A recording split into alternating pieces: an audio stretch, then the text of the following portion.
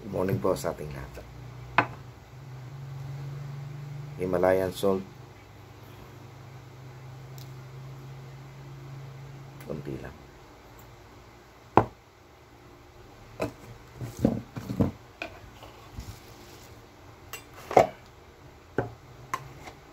Maligam-gam na tubig.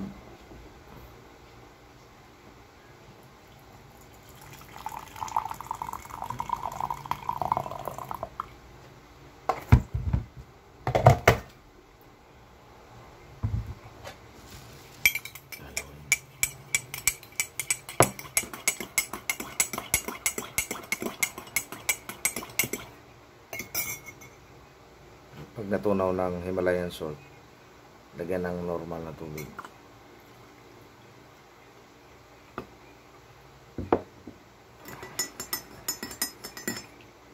Para maligam-gam. Ito, garlic, bawang. Pampatay sa lahat ng mga bakterya, bad cholesterol sa katawan, acidic. Nakababad sa honey. May tanggal na ang balat. Maganda ito pagising sa umaga, hindi ka pa nagkakape o bago matulog sa gabi. Yung mga matataas ang kolesterol, matataas ang high blood, maganda po ito.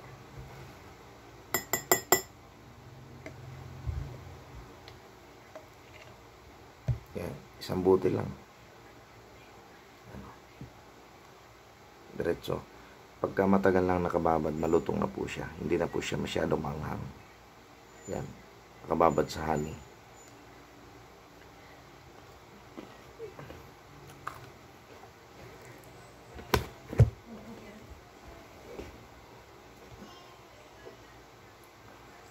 Sarap malutong.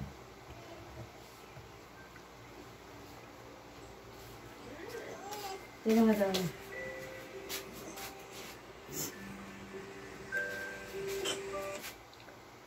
Wala.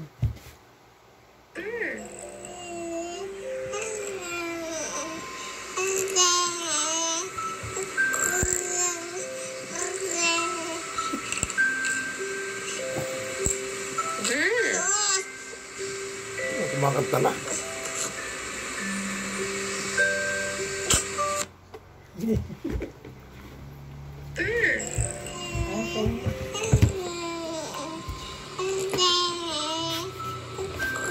Pahingi ako ng dalawa ng taklo. Alam niyo po ba, huwag na akong pakita. Alam niyo po ba, ginagawa ko na to, ginawa ko to, kinakain ko na, nakaiubos ako sa bote, ayaw maniwala sa akin. Nung, Yan. yan, si Mrs. yan. Ako po una nakaimbento niyan. Alit ako, ginawa ko, after 3 weeks, kinain ko, nakaisang garapo na po ako. Ngayon, pangalawa na po to, second batch na yan.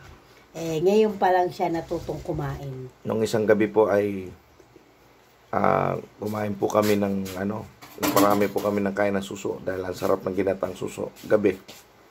Pagdating po ng madaling araw, sumakit ng tiyan ko. Uminom po ako ng maligam-gam na tubig, hindi pa rin nawala. Ang naisip ko itong bawang na nakababad sa honey. So, kumain ako ng dalawang butel ng bawang.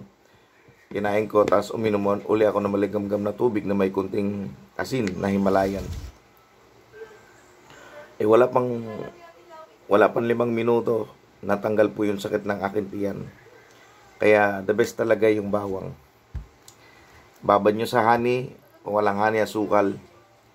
No? Pakuluin nyo yung sugar sa tubig. Tapos pag malamig na, ilagay nyo sa ganito. Pwedeng babasagin, pwedeng ganito. Tapos babad nyo lang in 2 weeks to 3 weeks. Kahit ilang buwan yan. Babad sa rep. Ilagay sa rep. Hindi po yung nasisira. Yan, tapos sabay. Pagka nakain nyo na malutong, hindi na kasi maanghang pag nakababad. Pag tumagal na, masarap na po siyang kainin. Parang pwedeng iulam. Tapos pag nakain mo na 1 butel, 2 butel sa umaga, no? Tanggal po talaga yung mataas ang presyon, kolesterol, acidic sa katawan. Tapos inuman mo kagad ng maligamgam na tubig na may kunting asin.